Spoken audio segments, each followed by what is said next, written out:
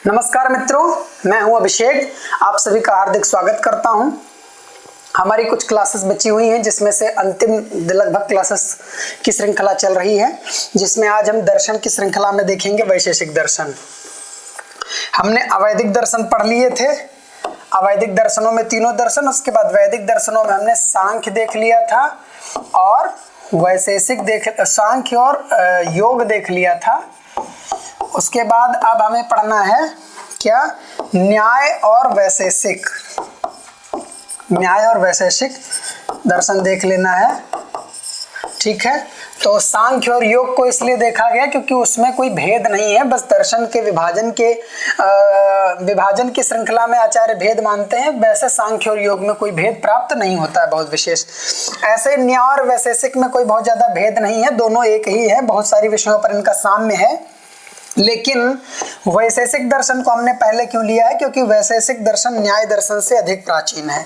सांख्य दर्शन को छोड़ दिया जाए तो सांख्य के बाद जो दूसरा सबसे प्राचीन दर्शन है वह है वैशेषिक दर्शन।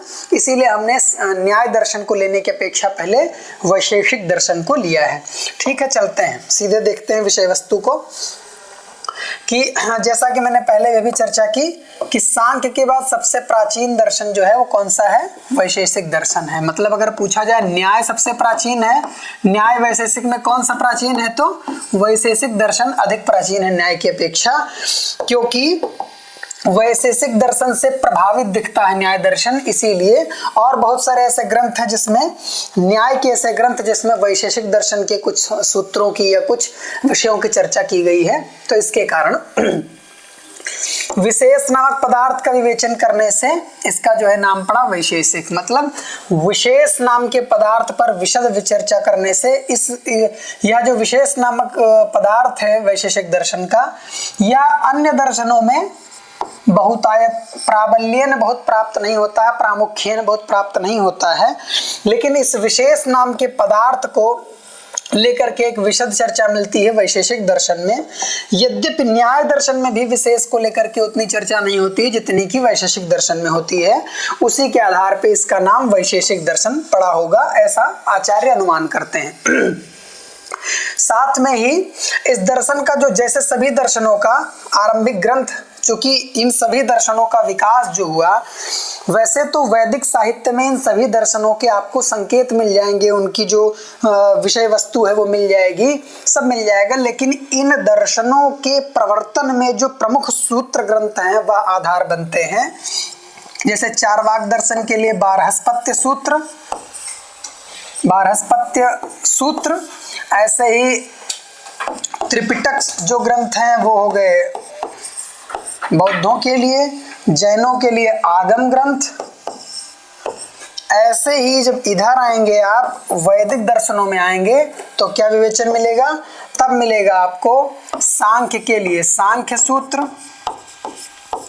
योग के लिए योग सूत्र, ऐसे ही वैशेषिक के लिए वैशेषिक सूत्र, ठीक है, न्याय के लिए न्याय सूत्र, ऐसे ही मीमांसा के लिए मीमांसा सूत्र, ठीक है। तो सभी दर्शनों के जो प्रवर्तक ग्रंथ हैं, जो आदिम प्रवर्तक ग्रंथ हैं, वो उस दर्शन के सूत्र ग्रंथ हैं। वैसे ही वैशेषिक दर्शन का जो आदिम ग्रंथ है वह भी वैशेषिक सूत्र ही है। इसका विभाजन अध्याय और आह्निकों में है। मतलब पहले अध्याय है, 10 अध्याय हैं, उन 10 अध्यायों के अंदर 20 आह्निक है और बाद में कुल 370 सूत्र इसमें पाए जाते हैं, जिन पर भाष्य एवं टीका लिख करके एक बहुत विशाल साहित्य तैयार होता है वैशेषिक दर्शन का। ठीक बात। जैसे सभी दर्शनों के, जैसे चारवाक दर्शन के आचार्य मैंने बताया चारवाक अथवा बृहस्पति, ऐसे ही जैन दर्शन के महावीर या पार्श्वनाथ या ऋषभदेव जो आप माने, फिर बौद्ध दर्शन के लिए महात्मा बुद्ध। ऐसे ही मैंने आपको बताया कि सांख्य दर्शन के लिए भगवान कपिल, ऐसे ही मैंने आपको योग के लिए बताया भगवान पतंजलि, ऐसे ही मैंने अब बता रहा हूं वैशेषिक सूत्र के जो वैशेषिक सूत्र अथवा वैशेषिक दर्शन के जो प्रणेता आचार्य हैं उनको कहा जाता है महर्षि कणाद। क्या कहा जाता है? महर्षि कणाद। ठीक है, महर्षि कणाद। ठीक है, कणाद का वैसे ये अर्थ होता है जो कण चुन चुन करके खाए उसे कणाद कहते हैं। ठीक है, श्रीहर्ष ने इस दर्शन को औलूक्य दर्शन कहा है। क्या कहा है? औलूक्य दर्शन। तो यदि आपको कहा जाए कि औलूक्य दर्शन के प्रणेता कौन हैं, औलूक्य दर्शन के प्रणेता कौन हैं, तो आपको क्या कहना है? महर्षि कणाद ही कहना है, क्योंकि औलूक्य दर्शन का मतलब है वैशेषिक दर्शन। ठीक है, ठीक बात है राहुल जी? ठीक है, आपका आदेश मिल गया तो बस प्रमाणित हो गई बात। ठीक है, उसके बाद जो कणाद रचित वैशेषिक सूत्र है, जो कि वैशेषिक दर्शन का सबसे आदिम सूत्र ग्रंथ है, जिसके आधार पर वैशेषिक दर्शन फला फूला और विकसित हुआ। उस पर प्रशस्त पाद आचार्य प्रशस्त पाद हैं, उन्होंने एक भाष्य लिखा जो पदार्थ धर्म संग्रह नाम से मिलता है और प्रकाशित है। इसी पदार्थ धर्म संग्रह को प्रशस्त पाद भाष्य भी कहा जाता है। प्रशस्त पाद भाष्य भी कहा जाता है। यद्यपि इस पर विद्वानों में चर्चा है, परंपरा में बहुत भेद है, बहुत मतैक्य नहीं है कि इस पदार्थ धर्म संग्रह को भाष्य की कोटि में रखा जाए अथवा नहीं रखा जाए। तो एक धड़ा है जो भाष्य की कोटि में नहीं रखता है, एक धड़ा है जो भाष्य की कोटि में रखता है। लेकिन आपसे यदि पूछा जाए कि वैशेषिक सूत्र पर मिलने वाला जो भाष्य है वह कौन सा भाष्य है, तो प्रशस्त पाद भाष्य है। और अगर विकल्प में प्रशस्त पाद भाष्य का विकल्प ना हो तो आपको क्या लगाना है? पदार्थ धर्म संग्रह। किसने लिखा? ये प्रशस्त पाद नाम के आचार्य ने लिखा, इसीलिए उनके नाम से इसको प्रशस्त पाद भाष्य के नाम से भी जाना जाता है।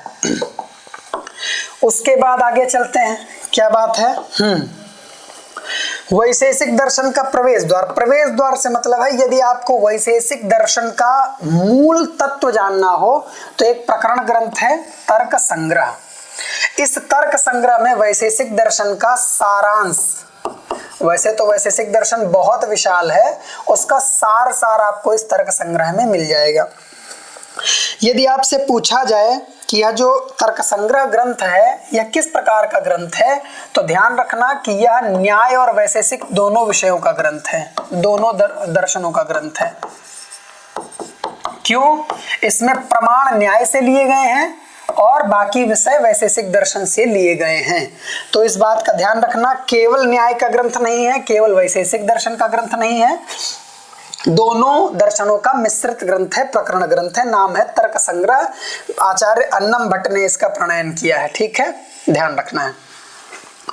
उसके बाद आता है नीचे यहाँ पर प्रमाण मीमांसा दी हुई है, प्रमाण मीमांसा।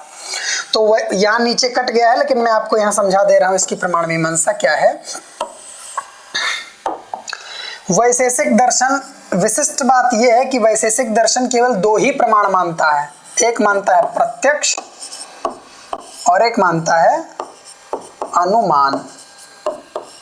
ठीक है, यह दो प्रमाण और कौन मानता है? तो बौद्ध मानते हैं। बौद्ध भी केवल दो ही प्रमाण मानते हैं, एक प्रत्यक्ष और एक अनुमान। अब आपसे प्रश्न पूछा जाएगा कि कौन कौन से दो दर्शन हैं जो दो ही प्रमाण मानते हैं। ठीक है, तो जैसे आपसे पूछा जाए कौन से दो दर्शन हैं जो केवल दो प्रमाणों को ही मानते हैं, प्रत्यक्ष और अनुमान को, तो आपको तुरंत बिना हिचके लगा देना है कौन सा? वैशेषिक और बौद्ध दर्शन। ठीक है, तत्व मीमांसा की चर्चा कर लेते हैं। क्या बात है इसमें? तो पदार्थ निरूपण एवं परमाणु कारणवाद की स्थापना इन्होंने अपने तत्व मीमांसा में की। मतलब तत्व मीमांसा विषय की जो दो इनके क्या है प्रमुख विषय हैं। ये क्या मानते हैं कि परमाणु को ये नित्य मानते हैं, कि जो भौतिक पदार्थ हैं उसमें परमाणु को ये नित्य मानते हैं, और ये मानते हैं कि परमाणुओं के संघात से सृष्टि बनी हुई है, जो भौतिक सृष्टि आप देख रहे हैं। अब इनका जो कुछ मुख्य विषय है वो देख लेते हैं। क्या मानते हैं ये विषय में? तो द्रव्य गुण कर्म सामान्य विशेष समवाया भावा सप्त पदार्था, ये 7 पदार्थ मानते हैं। कितने पदार्थ मानते हैं? 7 पदार्थ मानते हैं। कौन कौन से? द्रव्य गुण कर्म सामान्य विशेष समवाय और भाव। ध्यान रखने वाली बात वैसे ये है, आपकी जानकारी के लिए आपसे परीक्षा में ये पूछा नहीं जाएगा कि आपको जानना ये चाहिए कि जो वैशेषिक दर्शन है उसमें जो मूल ग्रंथ है वैशेषिक सूत्र, उसमें पहले 6 ही पदार्थों की चर्चा की गई थी। अभाव को पदार्थ के रूप में माना नहीं गया था, लेकिन जो परवर्ती आचार्य है, बाद के जो टीकाकार हैं, उन्होंने क्या किया, अभाव को भी पदार्थ के रूप में स्वीकार कर लिया। इसलिए परंपरा में यह स्वीकृत है कि वैशेषिक दर्शन 7 पदार्थों को मानता है। अब उन 7 पदार्थों पर थोड़ी चर्चा कर लेते हैं, इसको साइड करके चर्चा करते हैं।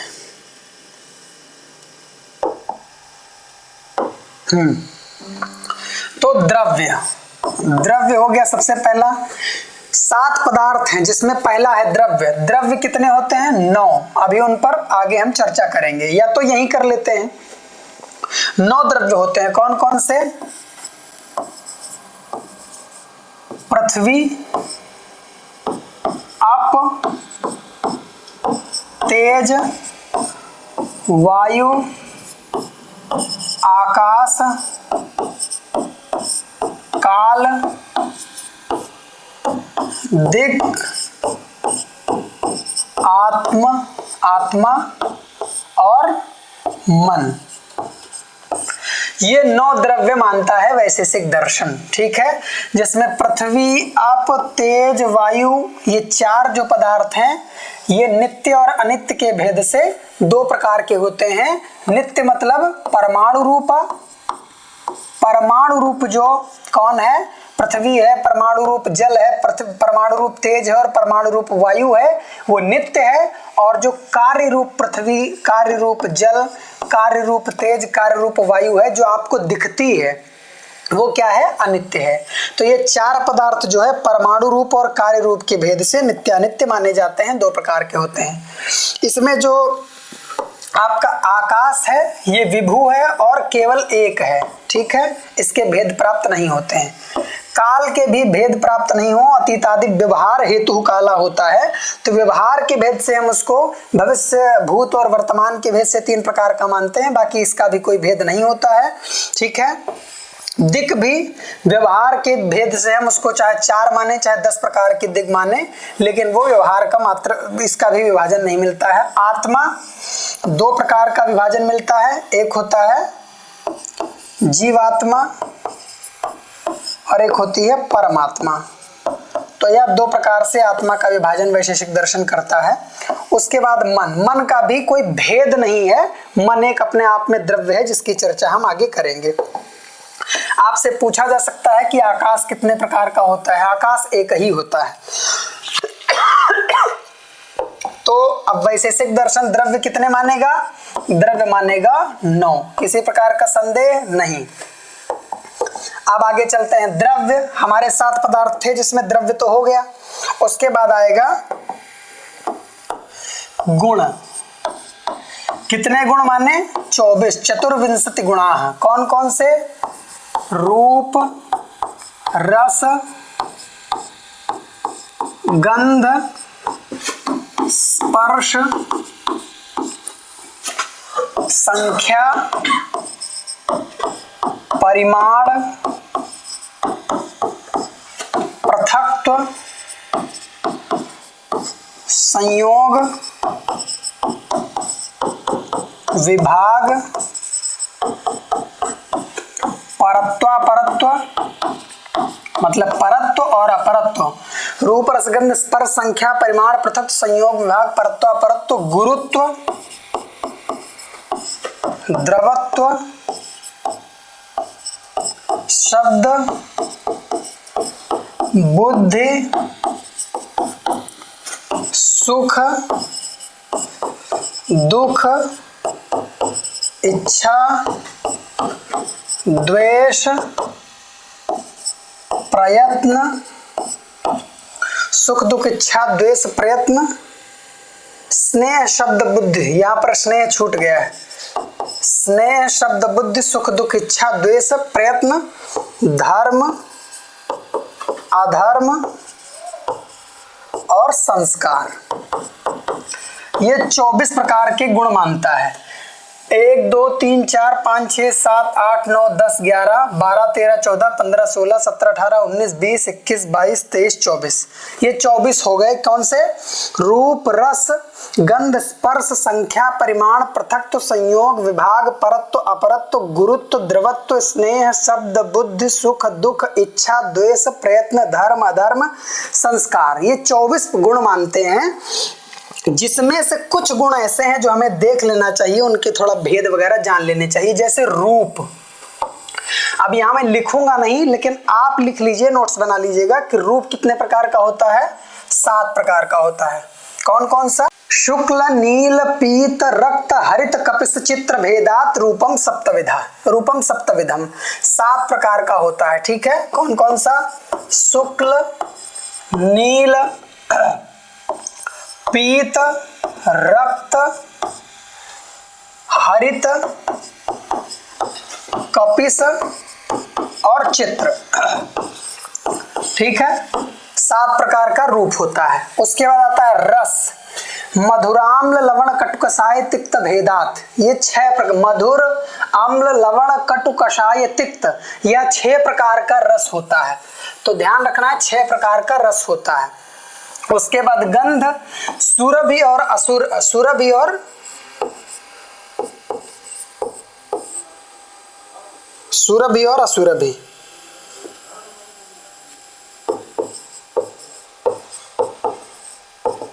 ठीक है। स्पर्श 3 प्रकार का होता है, इसको मिटा भी देते हैं। स्पर्श 3 प्रकार का होता है। कौन कौन सा?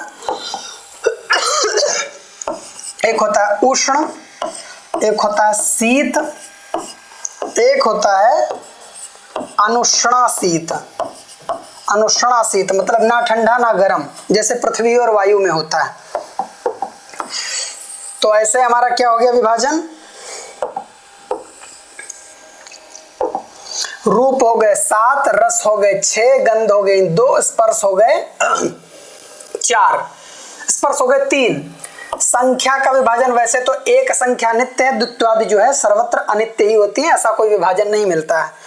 ऐसे ही परिमाण जो है यह होता है 4 प्रकार का, अणु, महत्, दीर्घ और ह्रस्व। अणु, महत्, दीर्घ, ह्रस्व, चेत, इन 4 भागों से परिमाण भी 4 प्रकार का होता है, जो आपको देख लेना आवश्यक था। उसके बाद क्या आता है? पृथक्त्व। पृथक्त्व में कुछ ऐसा विभाग नहीं, संयोग में भी नहीं, विभाग में भी नहीं। परत्व अपरत्व में, परत्व अपरत्व 2 प्रकार का होता है। एक होता है दिक्कृत और एक होता है कालकृत। ठीक है, दिक्कृत और कालकृत के भेद से परत्व अपरत्व 2 प्रकार का होता है।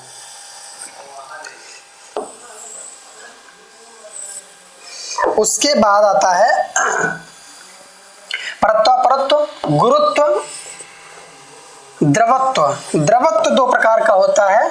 एक होता है सांसिधिक और एक होता है नैमित्तिक।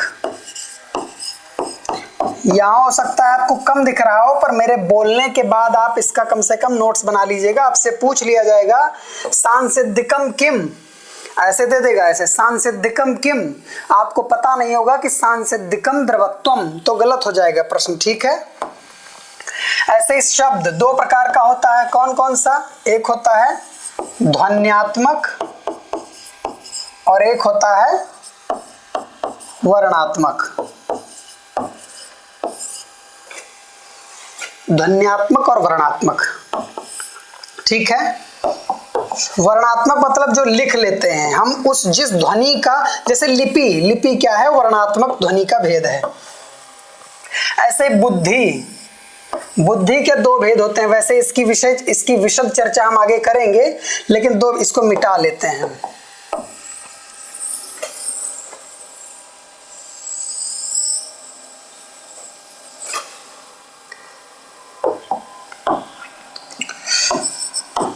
बुद्धि। बुद्धि के हमने कितने भेद किए? 2 भेद। एक होता है अनुभव और एक होती है स्मृति, जिसमें अनुभव के 4 भेद होते हैं। पहले अनुभव के 2 भेद होते हैं, यथार्थ अनुभव और अयथार्थ अनुभव। बाद में फिर यथार्थानुभव के 4 भेद और अयथार्थानुभव के 3 भेद, जो कि हम अभी विस्तार से देखेंगे, पूछे जाने वाले प्रश्न हैं। और स्मृति 2 प्रकार की होती है, यथार्था और अयथार्था। ठीक है, इसकी हम चर्चा करेंगे। तो शब्द बुद्धि सुख, सुख में कोई ऐसा विभाजन नहीं है। दुख में सुख दुख, इच्छा द्वेष, प्रयत्न, धर्म अधर्म, संस्कार। अब सीधे आता है हमारा संस्कार। तो संस्कार 3 प्रकार का होता है। कौन कौन सा? वेग, भावना और एक होता है स्थिति स्थापक। स्थिति स्थापक, ठीक है। ये 3 प्रकार के संस्कार होते हैं। तो आपको ध्यान रखना है, ये 24 गुणों के बारे में जो बहुत इंपॉर्टेंट चीजें थी वो मैंने आपको बता दी हैं। इनको ठीक से याद रखना है ताकि आपसे परीक्षा में कोई प्रश्न आए तो गड़बड़ाए ना। क्या बताया मैंने? रूप 7 प्रकार का, रस 6 प्रकार का, गंध 2 प्रकार की, स्पर्श 3 प्रकार का, संख्या परत्व मैंने आपको बताया अणु महत् दीर्घ ह्रस्व के भेद से। ऐसे में सारी चीजों के बारे में जो भेद थे वो मैंने आपको बताया। बुद्धि के भी प्रकार बताया, बुद्धि के प्रकार अभी हम आखिर में पढ़ेंगे। तो हमने 7 द्रव्य देख लिए, सॉरी अभी हमने केवल द्रव्य देखा है। 9 द्रव्य देख लिए, 7 पदार्थों में द्रव्य हमने देख लिया। उसके बाद आएगा गुण, गुण भी हमने देख लिया, 24 गुण भी देख लिए। अब आएगा कर्म। द्रव्य और गुण, 9 द्रव्य और 24 गुण हमने देख लिए। उसके बाद आएगा हमारा क्या? कर्म। तो वैशेषिक दर्शन में कर्म कितने प्रकार का होता है? तो कर्म होता है 5 प्रकार का। क्या क्या? उत्क्षेपण, अपक्षेपण, आकुंचन, प्रसारण और गमन। गमन में ही आगमन भी आ जाएगा। यही क्रम है। उत्क्षेपण, अपक्षेपण, आकुंचन, प्रसारण, गमनानि पंच कर्माणि। ध्यान रखना है, वैशेषिक अथवा न्याय दर्शन, देखिए ज्यादातर चीजें वैशेषिक दर्शन की न्याय दर्शन भी मानता है। अलग इसलिए पढ़ेंगे क्योंकि न्याय दर्शन में कुछ चीजें हैं जो वैशेषिक से भिन्न है, तो अलग में देखेंगे। अभी जो मैं बताता जा रहा हूं वो सब आप ये मान के चलिए कि न्याय और वैशेषिक में समान ही बात है, कोई अंतर नहीं है। तो उत्क्षेपण, अपक्षेपण, आकुंचन, प्रसारण, गमन, ये 5 प्रकार के कर्म होते हैं जो न्याय और वैशेषिक दोनों दर्शन स्वीकार करते हैं। इनको क्रम से देख लीजिएगा क्योंकि इनका क्रम भी पूछा जाता है। तो द्रव्य गुण कर्म हो गया। फिर अब सामान्य आ गया। सामान्य, सामान्य को सामान्यतया जाति भी कहते हैं। ठीक है, जाति यह 2 प्रकार की होती है। एक होती है परसामान्य, इसको परा कर दिया। एक होता है परसामान्य और एक होता है अपर सामान्य। तो आपसे पूछ लिया जाए कि सामान्य कितने प्रकार का होता है या जाति कितने प्रकार की होती है, तो 2 प्रकार की, एक पर और एक अपर। ठीक है, आ गई बात समझ में? इसके बाद क्या आएगा? हो गया द्रव्य गुण कर्म सामान्य। फिर विशेष, विशेषास्त्वनन्ताएव, विशेषास्त्वनन्ताएव। विशेष जो है अनंत होते हैं। क्या? अनंत होते हैं। विशेषास्त्वनन्ताएव, विशेष जो है अनंत होते हैं। उसके बाद आता है समवायस्तु एकेव। समवाय जो होता है वह एक ही होता है, समवायस्तु एकेव। ठीक है, फिर उसके बाद आता है अभाव।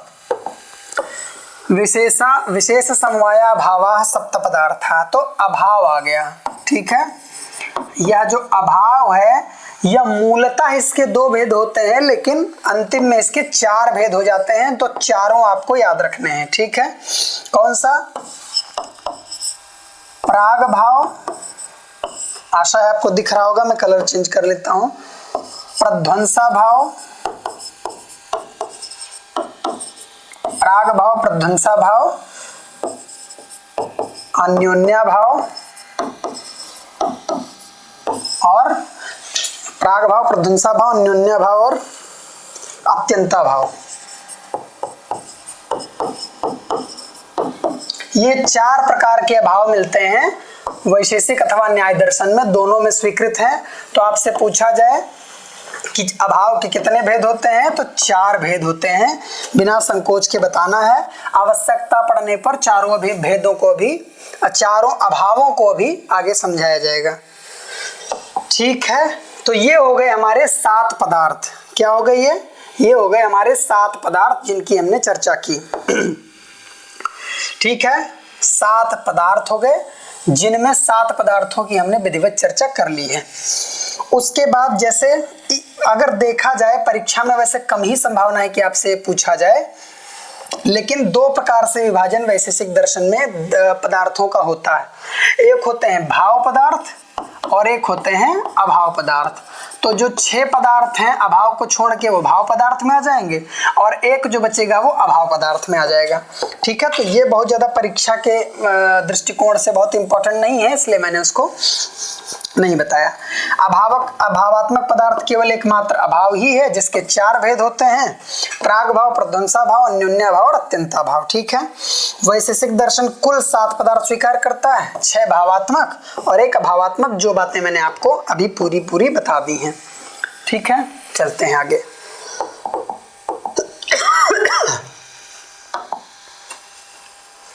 चलते हैं आचार मीमांसा थोड़ी देखते हैं इनकी।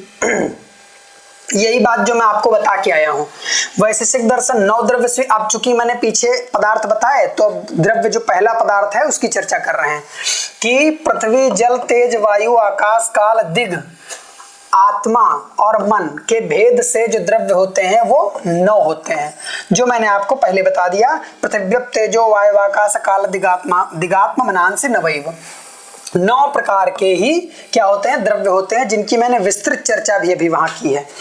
ठीक है, महर्षि कणाद ने अपने वैशेषिक सूत्र में केवल 17 गुणों की ही चर्चा की है। जो द्रव्य के बाद गुण आता है तो गुण में उन्होंने केवल 17 की ही चर्चा की है। जैसे 6 द्रव्यों की चर्चा की थी वैसे ही 17 गुणों की ही चर्चा की है, लेकिन बाद में प्रशस्त पाद भाष्य और अन्य टीकाकारों ने 7 गुण जोड़ करके उसको बना दिया, कितना, 24 गुण बना दिया। तो इसलिए 24 गुण प्राप्त होते हैं वैशेषिक दर्शन में। ठीक है, द्रव्य गुण हो गया, उसके बाद कर्म आएगा। कर्म 5 होते हैं, बता चुका हूं आपको, उत्क्षेपण, अपक्षेपण, आकुंचन, प्रसारण, गमन। उत्क्षेपण, अपक्षेपण, आकुंचन, प्रसारण, गमनानि 5 कर्माणि। यह जो है ध्यान में रखना है आपको कि किस दर्शन से संबंधित है और इनका क्रम क्या है। ठीक है, उसके बाद द्रव्य गुण कर्म सामान्य आता है। सामान्य कहते हैं जाति को, जिसके मैंने आपको भेद बताए हैं। क्या, एक होता है पर सामान्य और एक होता है अपर सामान्य। ठीक है, लक्षण अगर पूछा जाए तो क्या, कि नित्यम एकम अनेकानुगतम। ठीक है, नित्यम एकम एकानुगतम, जो नित्य है, एक है, लेकिन बहुतों में विद्यमान रहता है। जैसे बहुत सारे मनुष्यों में मनुष्यत्व विद्यमान रहता है। ठीक है, बहुत सारे पशुओं में पशुत्व विद्यमान रहता है। विशेष अनंत है, जैसा कि मैंने बताया, विशेषास्त अनंता एव। समवाय एक संबंध है और यह समवाय नामक नित्य संबंध 2 अयुत सिद्ध वस्तुओं में होता है। समवाय जो कि पदार्थ है और क्या है, एक है। मैंने अभी बताया समवायस्तु एकेव।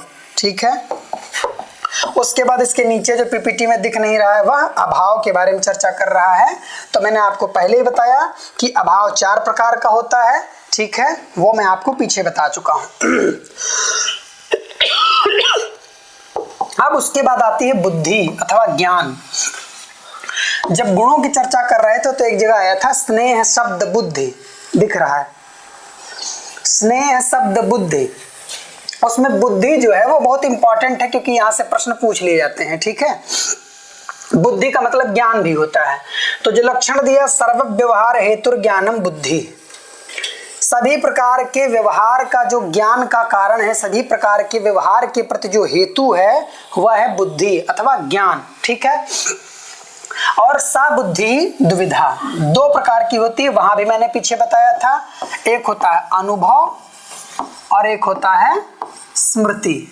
ठीक है,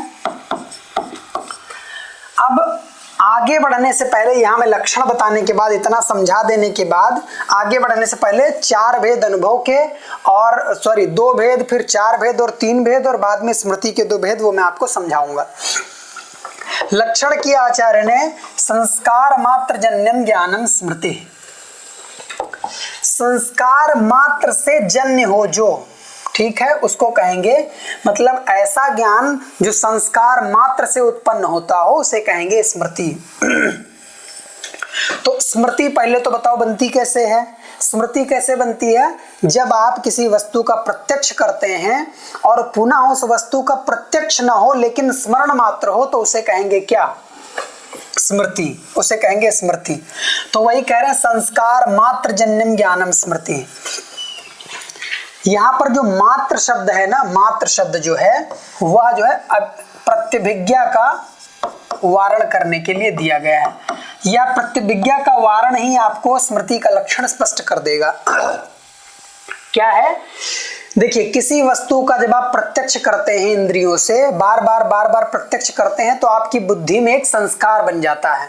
संस्कार मतलब स्मरणात्मक संस्कार बन जाता है आपके चित्त पर, और बाद में उसी संस्कार, मतलब जैसे आपने किसी व्यक्ति को देखा जो काशी में रह रहा है, दो चार बार काशी में आपने उसको देखा, और बाद में जब दिल्ली आए तो आपको याद आया कि एक व्यक्ति था जिसके साथ में बनारस घूमा, बहुत अच्छा लगा मुझे।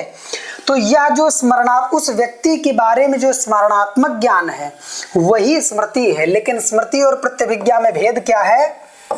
भेद यह है कि काशी से आने के बाद दिल्ली में पुनः उसका प्रत्यक्ष नहीं हुआ, फिर भी आपको उसका स्मरण हो रहा है। तो जहां पर अनुभव से जन्य जो संस्कार है आपके चित्त पर, उस संस्कार के वश आप जो स्मरण करते हैं बिना पुनः प्रत्यक्ष के, उसे कहते हैं स्मृति। उसे कहते हैं स्मृति। और जिसको आपने काशी में देखा उसी को पुनः आप देख ले बना दिल्ली में, और आप कहें कि अरे सैवम सह एव राहुल, जिसको मैंने काशी में देखा था, तो ये हो जाए, मतलब आपने काशी में देखा, स्मृति ना होकर के पुनः आपने उसको दिल्ली में देख लिया, तो इसको क्या कहेंगे? जब दोनों बार, दो तात्कालिक जो प्रत्यक्ष था और एतत्कालिक प्रत्यक्ष था, दोनों जगह प्रत्यक्ष होने पर प्रतिभिज्ञा होगा, और केवल एक जगह तात्कालिक प्रत्यक्ष से स्मरणात्मक जो ज्ञान होगा उसको स्मृति कहेंगे। ठीक है, तो इसका लक्षण ध्यान रखना, पूछा जाता है खूब। संस्कार मात्र जन्यम ज्ञानम स्मृति, तब भिन्नम ज्ञानम अनुभव, और उस स्मृति से जो भिन्न है वह क्या है? अनुभव है। ठीक है, जैसे जिस वस्तु का आप इंद्रिय सन्निकर्ष कर रहे हैं वह अनुभव है। वह अनुभव लेकिन दो प्रकार का होता है। कौन कौन सा? मैंने पीछे भी बताया था। एक होता है यथार्थानुभव और एक होता है अयथार्थानुभव। अयथार्थानुभव क्या होता है वो यहां दिया हुआ है, तद्वति तत्प्रकार को अनुभव यथार्थ, यथा रजते इदम रजतम इति ज्ञानम। अब इसको थोड़ा, ये जो तत्प्रकार को अनुभव है ना, ये ध्यान रखना है, समझाना पड़ेगा आपको थोड़ा, इसको साइड करके।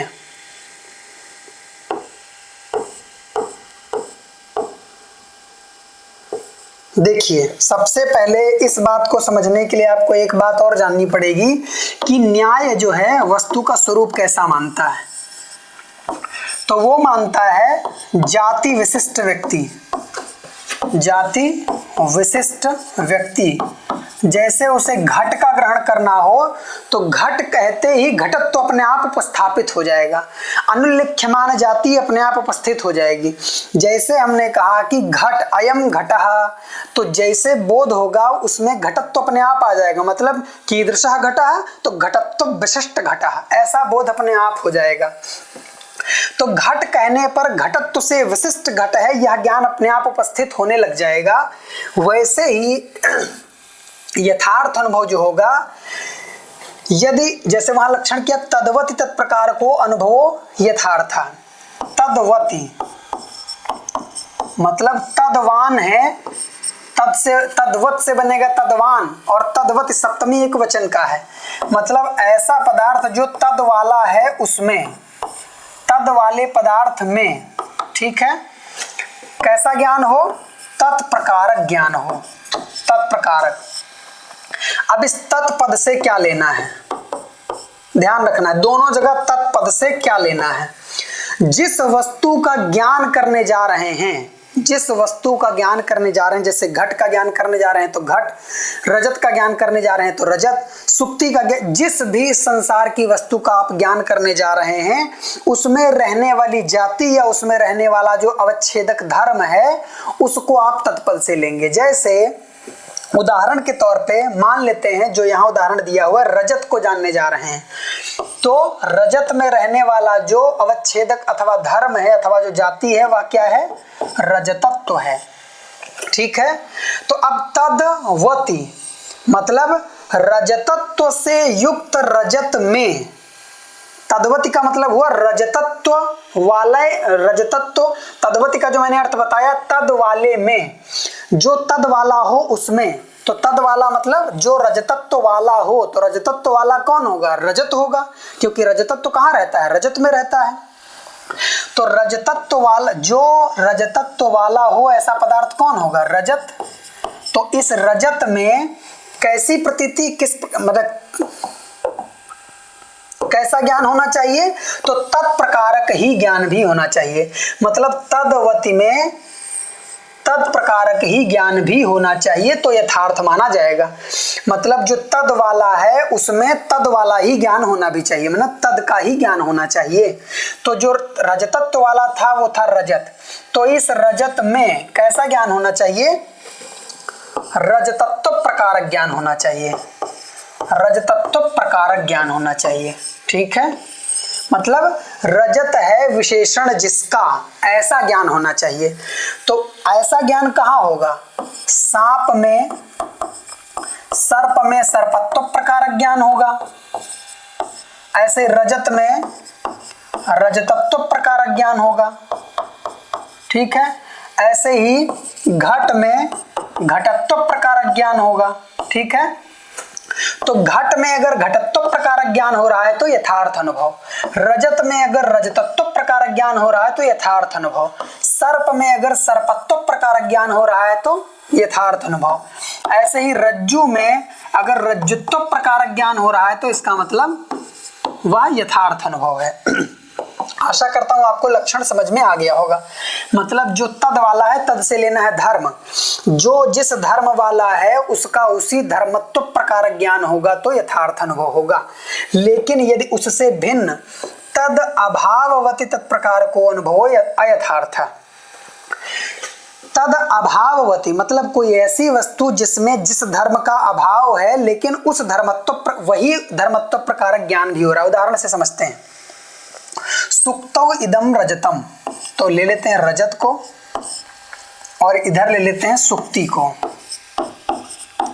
सुक्ति को। सुक्ति में तब ले अगर सुक्तित्व, अगर सुक्ति में सुक्तित्व प्रकारक ज्ञान हो जाए तब कैसा ज्ञान हो जाएगा, तद्वति तत्प्रकारक ज्ञान हो जाएगा। लेकिन अगर सुक्ति में रजतत्व प्रकारक ज्ञान होने लग जाए, रजतत्व प्रकारक ज्ञान होने लग जाए तो तद अभाववती, तद का मतलब रजतत्व, रजतत्व का अभाव है जिसमें ऐसी सुक्ति में रजतत्व प्रकारक ज्ञान होने लग जाए, मतलब रजत का ज्ञान होने लग जाए सुक्ति में, तो इसे कहेंगे अयथार्थानुभव। बहुत अगर सरल भाषा में बताएं तो चांदी में चांदी का ज्ञान होना यथार्थ अनुभव है और सुक्ति में चांदी का ज्ञान होने लग जाए तो उसको अयथार्थानुभव कहेंगे, ठीक है। तो यह यथार्थ और अयथार्थ का अनुभव बता दिया। यहीं पर मैं आपको एक बात और समझा दे रहा हूं कि जो यथार्थ अनुभव होता है वह 4 प्रकार का होता है, प्रत्यक्ष, अनुमिति, यथार्थ अनुभव या यथार्थ ज्ञान, उपमिति और शाब्द के भेद से यह 4 प्रकार का होता है। ठीक है, ऐसे ही जो अयथार्थ अनुभव है,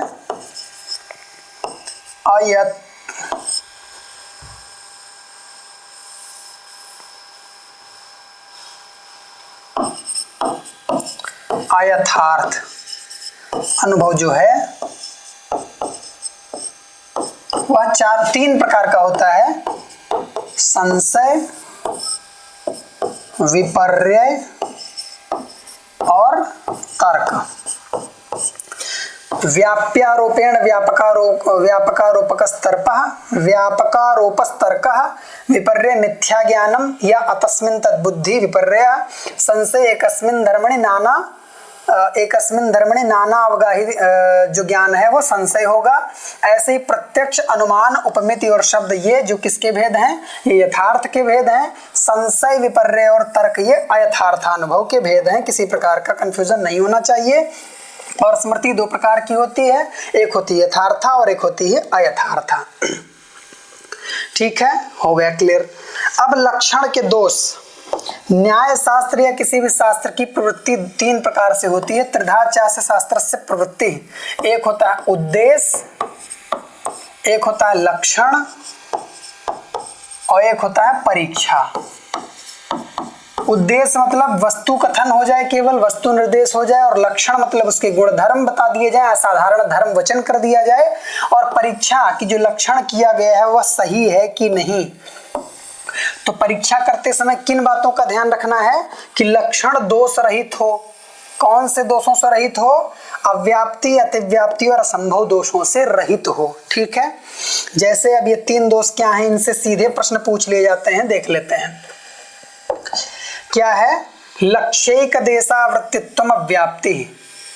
देखो, जब लक्षण किया जाता है तो एक होता है हमारा लक्ष्य, जिसकी सिद्धि करने के लिए लक्षण मतलब लक्ष्य के सभी धर्मों का समावेश हो जाए ऐसा लक्षण बनाया जाता है।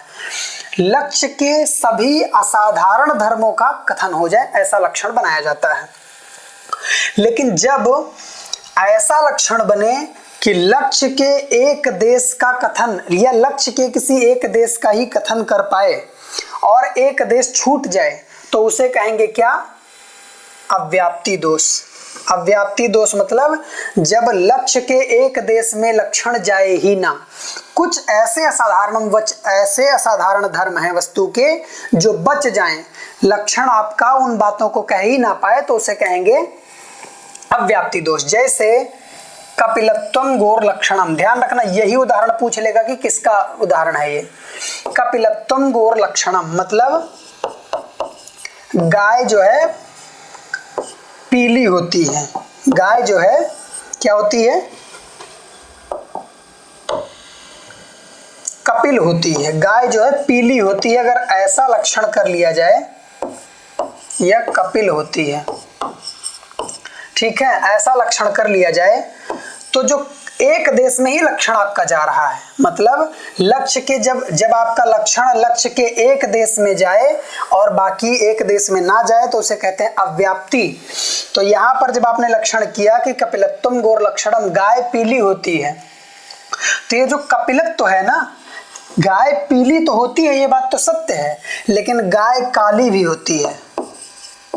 ठीक है, गाय काली भी होती है, गाय चितकबरी भी होती है, माना चित्र भी होती है। तो काली गायों का पीली गायों के या कपिल गायों के में तो लक्षण चला जाएगा, एक देश में तो लक्षण चला गया, लेकिन काली गाय और चित्र गाय है, चितकबरी गाय है, उसमें लक्षण नहीं जा रहा है, अर्थात लक्षण में क्या हो गई? अव्याप्ति दोष आ गया। ठीक है, तो जब लक्षण लक्ष्य के एक देश को ही केवल ग्रहण कर पाए तो उसे उसमें जो दोष आएगा उसे कहेंगे अव्याप्ति दोष। ठीक है, और उसमें लक्षण क्या है? कपिलत्वम गौर लक्षणम। तो आपको दिया जाए कपिलत्वम गौर लक्षणम किसका उदाहरण है? तो अव्याप्ति दोष का उदाहरण है। या अव्याप्ति दोष का उदाहरण कौन सा है? तो कपिलत्वम गौर लक्षणम। ऐसे ही अतिव्याप्ति दोष होता है। अतिव्याप्ति दोष लक्ष्य वृत्तित्व सति अलक्ष्य वृत्तित्व अतिव्याप्ति। कह रहे हैं भैया एक लक्षण ऐसा बना दिया जो किसी वस्तु के अर्थात लक्ष्य वस्तु के सभी असाधारण धर्मों का कथन तो कर देती है, लेकिन जो गुण धर्म उसमें नहीं है उनका भी कथन कर देती है। मतलब लक्ष्य के बाहर भी उसका वर्तन हो जाता है। जैसे श्रृंगित्वम गौर लक्षणम, ठीक है, सींग वाली गाय होती है, मतलब गाय का लक्षण क्या है कि वह सींग वाली होगी, सींग वाली होगी। तो एकदम सही बात है। इस दुनिया में ऐसी कोई गाय नहीं पाई जाती है जिसको सींग ना होती हो। सबको सींग होती है, लेकिन सींग तो भैंस को भी होती है, सींग तो हिरण को भी होती है। तो क्या करोगे, हिरण और भैंस को भी गाय मान लोगे क्या? तो गाय के संपूर्ण लक्षणों को तो कह पा रहा है यह कथन, लेकिन साथ में हिरण और भैंस को भी कह दे रहा है। अगर इस लक्षण को समीचीन मानेंगे तो हिरण और भैंस भी गाय होने लग जाएंगे। तो इसका मतलब यह लक्षण भी दुष्ट है, मतलब दोष इसमें है। ठीक है, कौन सा दोष है? अतिव्याप्ति है। लक्ष्य में रहने के पश्चात, माने लक्ष्य में रहने के कारण, लक्ष्य में रहने के बाद भी जब अलक्ष्य में भी लक्षण चला जाए, जो हमारा लक्ष्य नहीं है, भैंस हिरण इत्यादि हमारा लक्ष्य नहीं है, उसमें भी जब लक्षण जाने लग जाए तो उसे कहते हैं अतिव्याप्ति दोष। अतिव्याप्ति दोष का उदाहरण क्या है? श्रृंगित्वम गौर लक्षणम, या श्रृंगित्वम गौर लक्षणम किसका उदाहरण है? अतिव्याप्ति का। इसके बाद आता है हमारा असंभव दोष। ठीक है, असंभव दोष। असंभव दोष अंतिम दोष है। लक्ष्य मात्रे कुत्रापि न वर्तेत। असंभव अलक्ष्य मात्रे, ये लक्ष्य हो गया, अलक्ष्य मात्रे। कह रहे हैं कि अलक्ष्य में ही लक्षण जाए, जो हमारा लक्ष्य नहीं है लक्षण वहीं चला जाए। लक्ष्य में तो जाए ही ना, केवल जो हमारा लक्ष्य नहीं है उसी में केवल लक्षण चला जाए, और कहीं हमारे लक्ष्य में जाए ही ना। जैसे एक सफवत्वम गौर लक्षणम, जो एक खुर वाला होता है, एक खुर वाली होती है, उसी को गाय कहते हैं। लेकिन आपको पता होगा कि गाय एक खुर वाली नहीं, दो खुर वाली होती है। तो यहाँ तो लक्षण गाय में जा ही नहीं रहा, अलक्ष्य में ही। दो खुर वाले तो गाय के इतर कुछ जानवर होते हैं, उनमें जाता है, गधे वधे में। तो अन्य जानवरों में लक्षण तो जा रहा है, जो अलक्ष्य है उसमें तो लक्षण जा रहा है, और लक्ष्य में जा ही नहीं रहा। गाय का लक्षण कर रहे हैं, गाय ही में नहीं जा रहा, बाकी सभी जानवरों में जा रहा है। तो इसको कहेंगे क्या? असंभव दोष। आपसे पूछा जाए कि असंभव दोष का क्या है उदाहरण, तो एक सफवत्वम गौर लक्षणम। अलक्ष्य मात्रे, इसको अलक्ष्य कर लीजिएगा, अलक्ष्य मात्रे कुत्रापि न वर्तेत, सॉरी, या फिर अलक्ष्य मात्रे वर्तेत कर लीजिए, या फिर सही लिखा है लक्ष्य मात्रे कुत्रापि न वर्तेत, मतलब लक्ष्य में कहीं भी नहीं जाता है। ठीक है, लक्ष्य मात्रे कुत्रापि न वर्तेत और अलक्ष्य मात्रे वर्तेत, ऐसा भी कर सकते हैं। ठीक है, उसके बाद क्या है? अतिव्याप्ति का लक्ष्य वृत्तित्व सति अलक्ष्य वृत्तित्वम, लक्ष्य एक देशावृत्तित्वम अव्याप्ति। तो तीनों के लक्षण, तीनों के उदाहरण आपको याद रखने हैं, पूछे जा सकते हैं। आगे चलते हैं। कुछ प्रमुख वाद हैं जो आपको देखने चाहिए, जैसे असत कार्यवाद। सांख्य दर्शन का था क्या? सत्कार्यवाद।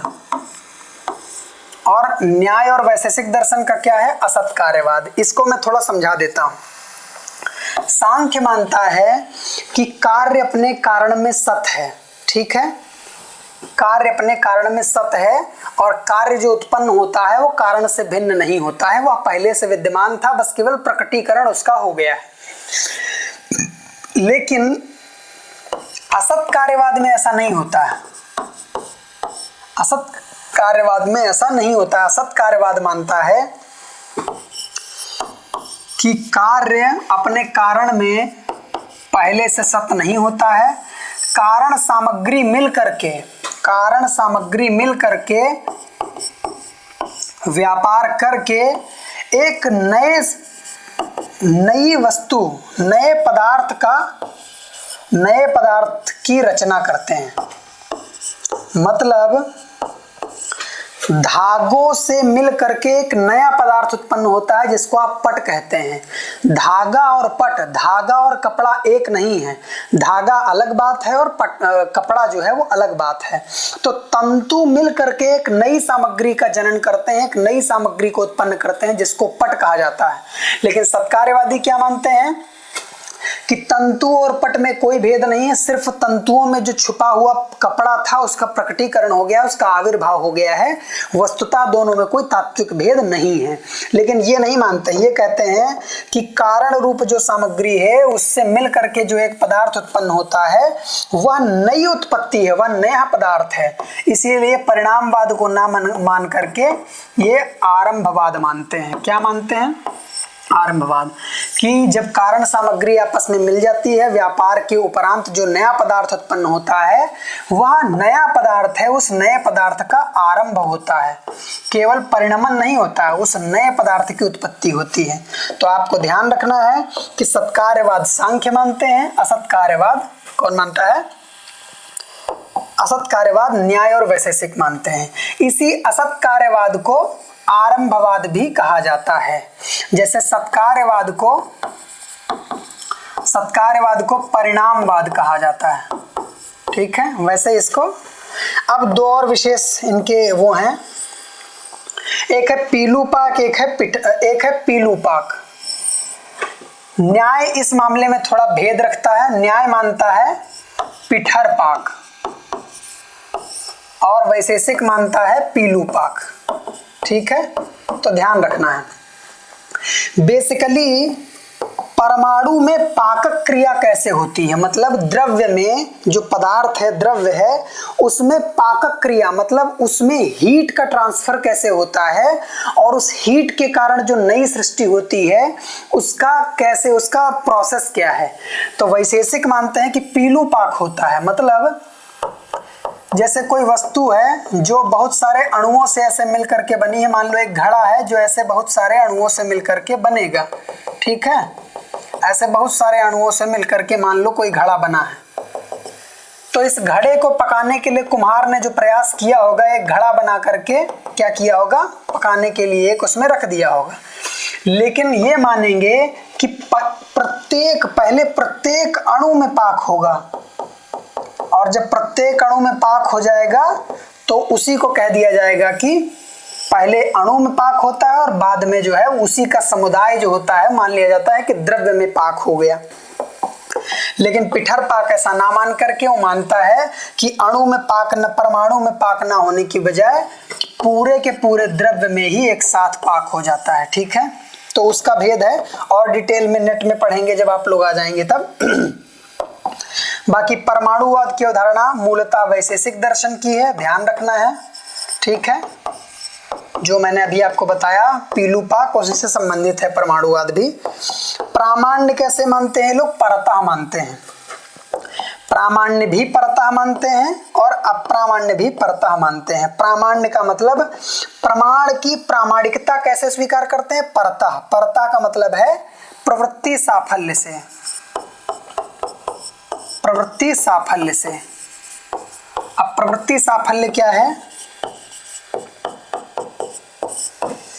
जैसे आपको अपनी बात प्रामाणिक बतानी है, जैसे आपको कहना है कि यहाँ से 10 किलोमीटर दूर जाकर के एक झील है, तो यह बात केवल यह कह देने से प्रमाणित नहीं हो जाएगी, किसी को जा करके वहां देखना पड़ेगा कि 10 किलोमीटर दूर वहां झील है कि नहीं है।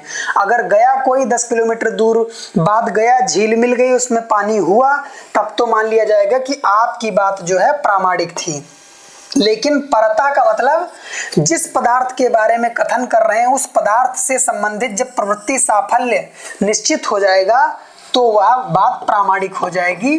तो वह कैसे प्रमाणित होती है? परता प्रमाणित होती है। ऐसे ही अप्रामाण्य भी ऐसे ही प्रवृत्ति साफल्य से ही ये परता ही मानते हैं, ठीक है। ये कुछ बहुत इंपॉर्टेंट बातें थी वैशेषिक दर्शन के बारे में जिनको जानना आवश्यक था। कुछ बची हुई बातें हैं जो न्याय दर्शन से संबंधित हैं, उनको हम अगली कक्षा में न्याय दर्शन में आपको बताएंगे। और कुछ एकाध क्लासेस ही बची हुई हैं, उसके बाद वेदांत और मीमांसा एक में ही कर लेंगे। मिलते हैं अगली कक्षा में आपके साथ। नमस्ते। युवा स्यात् साधु युवा।